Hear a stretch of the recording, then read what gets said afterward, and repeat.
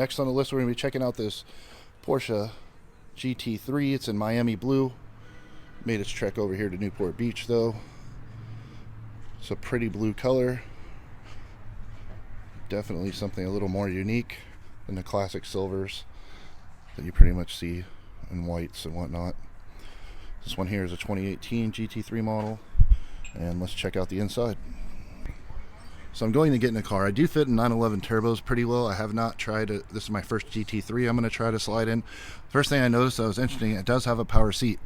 I thought the GT3 would be a little more Spartan than that, but here we go. All right, welcome to the Porsche 911 GT3. I actually enjoy the analog gauge work here, and if you can see, I'm still the same fat dude that I try to cram into all these other cars, and there's tons of room. I'm just made for Porsche. I'm 6'3", and my knees are not sitting on the steering wheel. I'm able to lean back. My head is not touching the ceiling. This thing feels like a luxury couch compared to the AMG that I was just sitting in a little bit earlier. So I'm very happy with that. I love Porsche steering wheels. I'm a Porsche fan in general. I just love the way they drive. It's tight.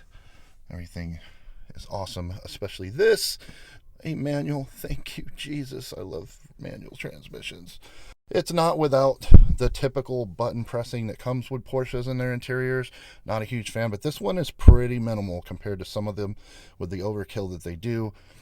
I always feel like their center consoles, regardless of the model, are kind of dated, but that's not what you buy this car anyways, if we're being real, right? Everything is real basic, simple, where you'd expect to find it.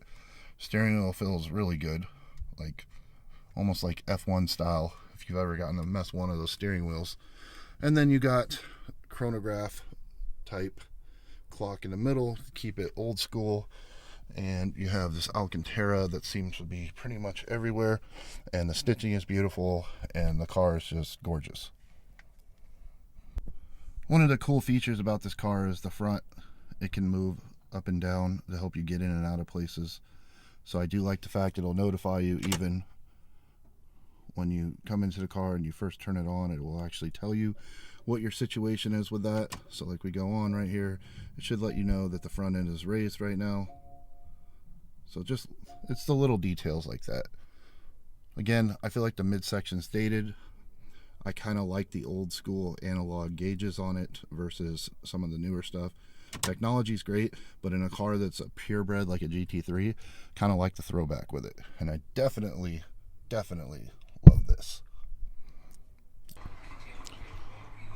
If you're ever curious about what goes on underneath the big whale fin back here, it's just an intake. Looks like the inside of your computer. Cooling fans. Good times. Not a whole lot though. And here we are in the front. Again, you could probably fold a body up in there if you really had to. It goes really deep, actually. You could definitely throw some groceries in this thing. Not going to go on a camping trip with it, but it's actually surprisingly, I mean, my whole arm gets in there. That's pretty cool. Definitely serviceable, especially considering it's a sports car. So that's it for the Porsche GT3. I'll do one last walk around here. Again, a thing that stands out to me about this, I like the minimalist gauge cluster. I like the manual transmission. It brings me back to a better time. The flare and touches with the carbon fiber are nice. And this Miami blue, it'll make you stick out. So, big fan.